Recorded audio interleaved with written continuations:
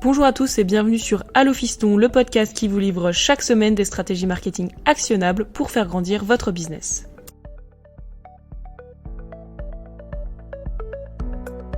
Tous les clients ne se valent pas, tout simplement. Il y a des clients qu'on n'a pas envie d'avoir parce que c'est des clients qui vont vous faire passer un temps monstre et qui vont avoir un retour sur investissement très très limité.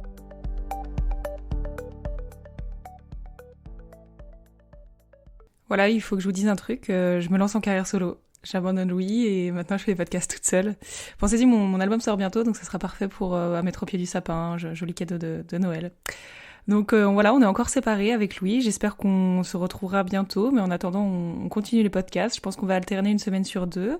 Voilà, cette semaine c'est moi, bon, essayez de venir quand même la semaine prochaine, même si ce sera moins intéressant, mais on va faire de notre mieux. Aujourd'hui, rentrons dans le vif du sujet, j'aimerais vous parler de la segmentation RFM. Donc c'est une technique de segmentation, il y en existe plein, et celle-ci c'est, on va dire, la plus... Enfin, si vous débutez dans la segmentation, c'est très bien. Si vous n'avez pas des data analysts derrière ou des monstres listes de clients, c'est parfait.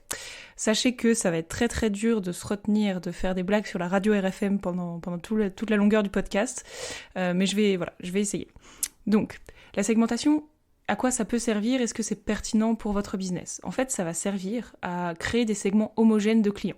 Donc, pour faire derrière des campagnes marketing ciblées et surtout, en fait, arrêter de faire des campagnes marketing ou du mass marketing. On va dire, si je dois raisonner, c'est vous faites du sur-mesure et plus du prêt-à-porter. Voilà, donc vous allez monter en gamme et être beaucoup plus précis lorsque vous ciblez vos clients. Donc RFM, qu'est-ce que c'est? C'est 3 lettres, en fait c'est un acronyme. La première, c'est récence, c'est-à-dire le temps depuis le dernier achat du client. C'est un indicateur, on va dire, le plus simple. On peut aussi aller chercher, donc pas le dernier achat, mais la dernière visite, la dernière utilisation de l'application, la dernière mise en panier, etc. Pourquoi est-ce que c'est un élément important? C'est simple. Moins cela fait longtemps qu'un client a interagi avec votre marque ou a acheté un produit, plus il y a de chances qu'il réagisse favorablement à vos sollicitations marketing. Tout simplement parce que vous êtes encore frais dans sa tête. Il se souvient de vous, et puis s'il vient de faire un achat, souvent il a une vision assez positive de vous, parce que son colis va arriver, ou il est en train d'utiliser votre produit. Donc c'est le meilleur moment en fait pour continuer à le travailler. Donc, vous pouvez, on verra, j'ai failli m'avancer, mais vous allez voir comment on va pouvoir travailler avec un taux de récence le plus fort. Alors, il y a la récence, oui, mais il y a aussi la fréquence, parce que si c'est quelqu'un qui vient de vous découvrir, mettons, il y a 2 jours, peut-être qu'il n'a pas encore bâti un lien de confiance très très fort avec vous. Donc la fréquence, c'est combien de fois un client a acheté votre produit, interagi avec votre marque, etc. Donc vous pouvez le définir sur un temps plus ou moins long, c'est-à-dire le mois, le trimestre, l'année, tout dépend aussi évidemment de votre business. Et pourquoi encore une fois on s'y intéresse? Parce que plus ce facteur est haut, plus vous allez créer de l'attachement avec votre client, plus il y aura en fait de l'engagement. Donc de la fidélité. Pensez notamment à toutes ces marques, moi je pense à La Redoute, où il y a une fidélité très forte parce que c'est souvent des marques qui comment dire, vous avez une relation, moi je sais que ma mère elle commande chez La Redoute depuis 10-15 ans et forcément même si c'est pas très fréquent, le fait que ce soit fréquent en termes d'années, enfin elle va pas commander toutes les semaines mais elle va peut-être commander 3-4 fois par an, donc ça en fait un client en fait vraiment, vraiment intéressant. Le dernier, pour compléter notre trio, c'est M comme montant, c'est-à-dire combien d'argent il a dépensé au cours de la période. Parce que s'il y a des clients qui achètent de manière plus ou moins récurrente, mais qui prennent à chaque fois votre produit bas de gamme, est-ce que c'est vraiment ce type de client-là que vous voulez fidéliser? Non. Les gros acheteurs doivent être traités en fait différemment de ceux qui n'achètent presque jamais ou des produits en fait à faible valeur ajoutée pour vous. Alors, j'espère que vous avez bien saisi. Normalement, il y a toujours Louis qui me pose des petites questions, mais bon, on va avancer sans. Donc, la segmentation RFM, on va prendre ces 3 facteurs. Pourquoi? Parce que vous venez de voir que l'un comme l'autre, ils sont tous intéressants et on pourrait déjà faire des segmentations avec un seul de ces indicateurs. Mais on va choisir une segmentation multifactorielle pour identifier vraiment les meilleurs clients. C'est pas qu'une histoire de montant ou de fréquence, c'est vraiment la combinaison de ces 3 critères qui permettent de réduire le risque d'erreur. Et surtout, on évite en fait une segmentation un peu objective qu'on a tendance à faire, où on n'a pas de data et on y va juste à l'instinct. Mes meilleurs clients, je sais qu'ils achètent toujours mon best-seller. Alors qu'en fait, peut-être pas. Vos meilleurs clients, c'est peut-être des gens qui achètent 3-4 fois par an, mais qui font un panier de 500, 1000 euros à chaque fois. Donc, combattez l'instinct, prenez le plus de data que vous pouvez et surtout, utilisez-la. Donc, excellente transition. Comment en fait le calculer pratiquement? il faut faire simple, surtout si vous vous lancez dans ce type de segmentation. Parce que on peut vouloir faire compliqué parce qu'on a énormément de data à notre portée. Non, faites simple si vous débutez, juste faites un tableau avec les ID des clients et les valeurs RFM à côté. Donc pour cela, il va falloir commencer par définir un time frame, donc sur quelle longueur de temps vous évaluez vos clients, donc ça peut être un mois, un trimestre ou une année. Il faut savoir qu'effectivement la période qu'on vit actuellement fausse un peu les résultats, donc à vous de voir si vous préférez vous concentrer sur vos données avant confinement, après confinement, si vous voulez lisser votre année, ça dépendra vraiment du type de business que vous gérez. Vous avez défini, on va dire, sur le trimestre et personnellement, parce que je me suis un peu lancée dans les tréfonds de la méthode RFM, je vous conseille de commencer avec une échelle de 1 à 3, tout simplement parce qu'en fait, si vous attribuez une note de 1 à 3 pour chacun des facteurs, ça va vous faire 3 x 3 x 3, 27 combinaisons possibles à gérer. Donc voilà, parce qu'au début on peut commencer avec 1 à 5, mais vous allez voir c'est un peu compliqué. Donc et selon moi vous faites des seuils. Mettons, alors la personne, si elle a dépensé entre 100 et 500 euros chez vous, peut-être qu'on va lui mettre 1. Si elle a dépensé entre 500 et 5000, peut-être 2.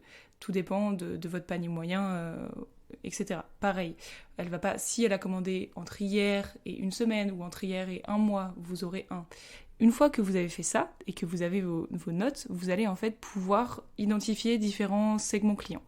Donc vous allez avoir forcément les champions, c'est-à-dire que eux ils ont tout, ils ont 3 de partout. Ils achètent récemment, ils achètent le plus souvent et ils dépensent le plus. Donc qu'est-ce que vous voulez faire pour ces clients-là ? Vous voulez les récompenser. Parce que ça peut être des clients qui donnent des excellents feedbacks sur vos niveaux produits, qui vont promouvoir votre marque, qui vont être des ambassadeurs. Ça va vraiment être vos top clients et il faut les bichonner. Souvent, c'est aussi des gens qu'on a tendance à négliger parce que tout simplement, ils roulent tout seuls, donc ils n'ont pas besoin d'attention.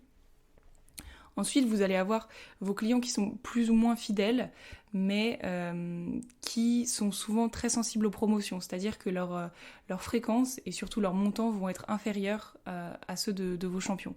Donc là, soit vous essayez de les upseller, c'est-à-dire de leur proposer des produits légèrement plus chers, donc essayez de les engager et de les faire passer dans la catégorie au-dessus. Donc vous pouvez aussi leur proposer de rejoindre un programme de fidélité, leur recommander d'autres produits. Il va falloir en fait les pousser un peu plus vers l'achat. Mais vous avez déjà une bonne base. Ensuite, là je fais des catégories assez générales. Il faut savoir qu'il pourrait exister une trentaine de catégories minimum selon les scores chacun des indicateurs.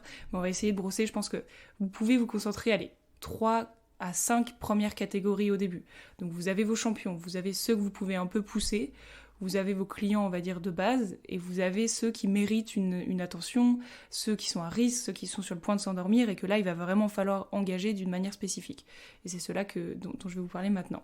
C'est ceux qui n'ont pas forcément acheté récemment, mais ils commandent assez fréquemment et avec des montants assez intéressants. Du coup, eux, pour les réengager, qu'est-ce que vous pouvez faire ? Vous pouvez leur offrir des offres limitées dans le temps, leur faire des recommandations sur leur historique d'achat. Bref, il faut les réactiver en fait, les pousser à avoir une récence qui est supérieure à ce qu'ils ont aujourd'hui.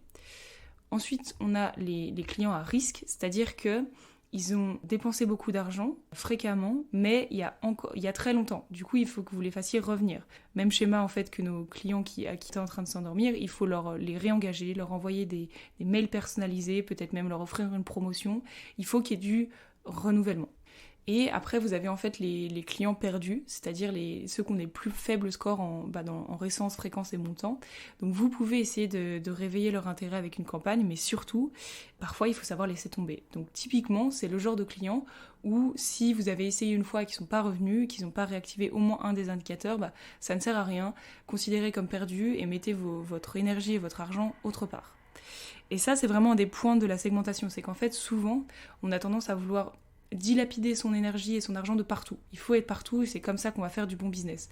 Alors non, tous les clients ne se valent pas, tout simplement. Il y a des clients qu'on n'a pas envie d'avoir parce que c'est des clients qui vont vous faire passer un temps monstre et qui vont avoir un retour sur investissement très très limité. C'est des clients qui vont pas vous ramener d'autres clients, qui vont pas revenir, qu'il va falloir réengager, qu'il va falloir aller chercher tout le temps.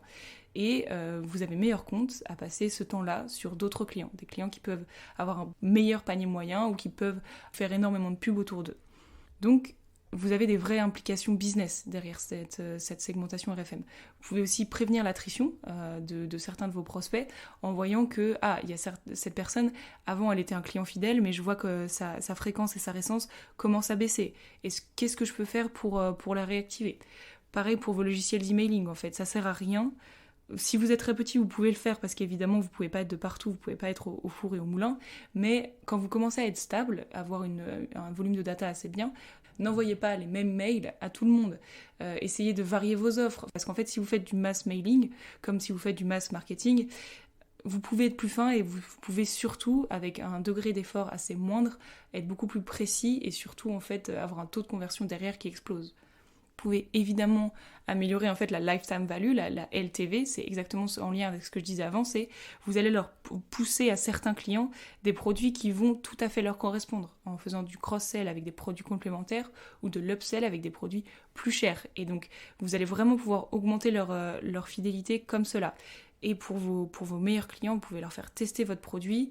Et au final, vous allez avoir des clients beaucoup plus satisfaits parce qu'en fait, plus on vous donne d'attention personnalisée, plus en fait il y a du lien qui se crée et plus la relation est bénéfique pour les deux parties. Et surtout, vous pouvez en fait réduire vos coûts marketing parce que ça coûte terriblement cher de faire du mauvais travail. Et en fait, plus vous êtes bon et plus vous économisez des coûts sur vos logiciels, sur des coûts de fulfillment, des coûts de SRC, des coûts de retour client si vous faites du e-commerce. Enfin, derrière aussi, vous avez tout un volet pub qui va s'ouvrir à vous avec du retargeting. La base de la segmentation, c'est mieux vous connaissez vos clients, mieux vous pouvez faire votre travail. Et en fait, faire votre travail, c'est quoi ? C'est délivrer la meilleure valeur possible, perçue par l'utilisateur forcément. Et plus vous délivrez de valeur, plus il va y avoir un lien de confiance qui va se nouer. Et plus il va y avoir un lien de confiance, plus cette personne va acheter chez vous. Mécaniquement en fait. Et c'est comme ça que vous allez faire un meilleur chiffre d'affaires, tout simplement. C'est pas en vous concentrant sur comment je vais faire le plus de ventes, non, c'est comment est-ce que aujourd'hui je vais pouvoir me concentrer sur mes clients, sur ce que je fais au jour le jour, donc mon cœur d'activité, et le faire mieux. Et ça c'est un vrai sujet. Souvent on est à la recherche de hacks, on est à la recherche de trucs faciles pour avoir plus de clients plus vite. Et alors oui, vous pouvez dépenser encore plus d'argent en acquisition, en activation, aller les chercher à l'extérieur et en fait pousser les gens à voir à quel point votre produit ou votre service est magnifique. C'est un des moyens de faire du business et selon votre stage de développement, c'est peut-être nécessaire, mais quand vous commencez à être établi, quand vous commencez à avoir de la data, essayez de voir ce que à l'interne vous pouvez faire de mieux. Comment vous pouvez vraiment délivrer une meilleure valeur. Parce que c'est ça un business, c'est ça la clé des business qui tiennent. C'est pas ceux qui vont faire les meilleures promotions ou ceux qui vont être spécialistes des pubs Facebook. Non, c'est ceux qui vont traiter leurs clients de la meilleure manière possible. Tout simplement. Voilà, c'est déjà la fin de cet épisode. J'espère que ça vous a plu, j'espère que vous avez appris des choses, j'espère que vous avez préféré cet épisode à l'épisode de Louis de la semaine dernière. Si vous avez aimé, n'hésitez pas à partager ça autour de vous et à évidemment mettre une note sur Apple Podcast ou sur Spotify. Ça aide le podcast en fait à remonter naturellement dans certaines catégories, donc ici marketing, et en fait à d'autres personnes qui sont curieuses de le découvrir naturellement. Donc d'ici là, je vous dis à la semaine prochaine avec Louis, puis prenez soin de vous.